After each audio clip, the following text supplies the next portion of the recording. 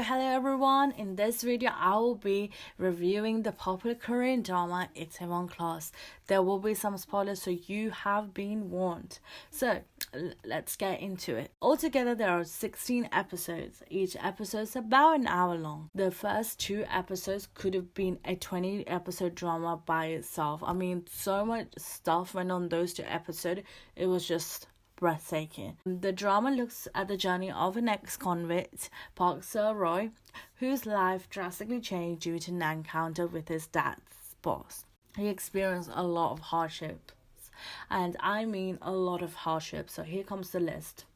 It started with him getting expelled, dad getting killed or accidentally getting killed by the dad's boss's son, him going to jail, then he goes to work in a fishing boat, which is not considered a reputable career in that country, tries to start a bar called Dambam, which translates into Sweet Night, but his dad's boss, Jang Dae-yi, sabotages progression in many ways. So who is this boss man, Jang Dae-yi? He is the CEO of the food company Jangga Group, which is a large food company which is very successful in Korea. He grew from one small bar to become one of the most successful companies in South Korea. However, his past dealings, mainly encounters with Park Seo-roy, made him jealous, and he tries to prevent any potential success this man Park Seo-roy has with Dambam. And I think that kind of messed him up big time, because he was so focused on sabotaging Park Seo-roy that he lost focus on his actual business, which is what I believe anyway. This man loves to play the power game like big time. This power game he likes to play is heavily reflected in his leadership style. From the standpoint, he's very much of a traditional leader. Cue my business studies class. Traditional leaders tend to hold the power to control and make decisions for the company. Their main focus is the success of the company, which means they don't let their personal feelings nor relationships influence them, however close these relationships may be.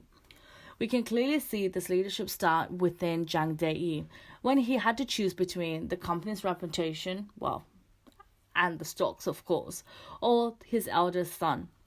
He made the decision to send his son to prison. Wow, this even made Park Seo-roy puke. Another example was when he fired the chef without hesitation, despite the chef being very reputable. I mean, the chef came second, but he lost to Dambam, so ultimately the chef had to go. A rational decision, but ultimately made because of his pride and ego. A further example is how much he fought against Park Seo-roy. It was so frustrating. Every one step forward Park Seo-roy takes, this man drag him back 10 steps. It was very frustrating to see. For example, Jang Dae tries to ruin Park's business by making the landlord raise the rent. Then it didn't make a difference. So then he went out of his way to buy the building in which his restaurant was in. Like, calm down, Jang Dae. He only has one restaurant. Jang Dae threatens Seo-roy and promises that he will buy every single building that Park Seo-roy set his business in. And I think that's all very much of a characteristics of traditional leadership style. Whereas Park Seo-roy, my man, his leadership style is more collaborative.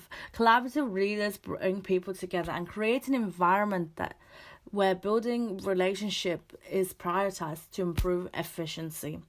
We can see in Dambam's initial team, there's Mahoney, who is transgender, Choi Sung, can't say his full name, an ex-convict and previously worked in a gang, and Tony Kim, who is Korean but was brought up in a different country. Even though they have very different backgrounds, Park Seo-roy brings them together and make them work efficiently.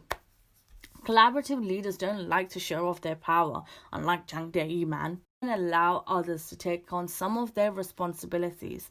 For example, even though Dambam is very much Park Seo-roy's baby, he allowed Cho Yi-seo to be in charge of marketing and be the manager of Dambam, and good riddance, because you dressing up in a suit and handing out flyers is not going to work. This is because Park Seo-roy understands his weaknesses, and he will use people in an effective and less demonizing way to make it the process more efficient and ultimately lead to the success of his company. And by giving away some of his responsibility, it doesn't make him feel any less of a leader. Whereas in Jang Dae's perspective, he will struggle, and he will probably tell Miss Cho Wi-seo that she is under him, or maybe get rid of her if she gets too good. Park Seo-roy's drive and support for his staff is something I personally envy. I would love to work in a company that has that kind of leadership style.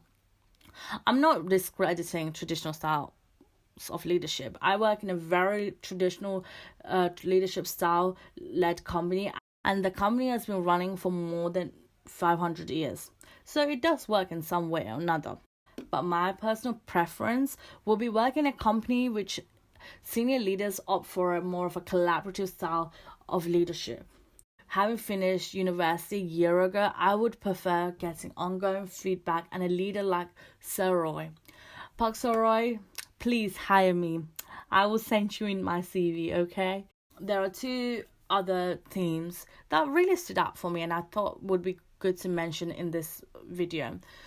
One is transphobia. My Honey is transgender. When she first came out of her colleague, Choi Song, I can't say his full name, he was very awkward and almost resented her. Janga Group even used it to put her off from competing well in the cooking competition. But she's a boss and won that competition, yes. And let me not forget, she even beat Janga Group to it. Ha! Choi Song also realizes that she's a beautiful, brave lady and is no less than anyone else. It would have been better and more influential if the character was played by someone transgender. Nevertheless, this is a really, really refreshing and something that I haven't really seen in a Korean drama before. It shows the Korean mindset is evolving to become more inclusive. I understand from reading news articles that South Korea is not very friendly towards the LGBTQ plus community. Having dramas like this, which is shown on a massive platform, is a great tool to hopefully educate and reduce discrimination. Another theme that I would like to discuss is racism. Tony Kim, who's half Korean, was straight away shut down by Cho Wi-seo, and she constantly bullies him and shouts at him saying, "How can you be Korean when you're black?" The reason how is because his dad's Korean, that's how. Woman, you need to chill down. Even Tony's grandmother, who never seen him before, looks down on her own son, her only son, so Tony Kim's dad, because he married a black lady. There's even an episode where he tries to enter a nightclub, but he was refused because he was black. Racism is not exclusive to Korea. No way near it is.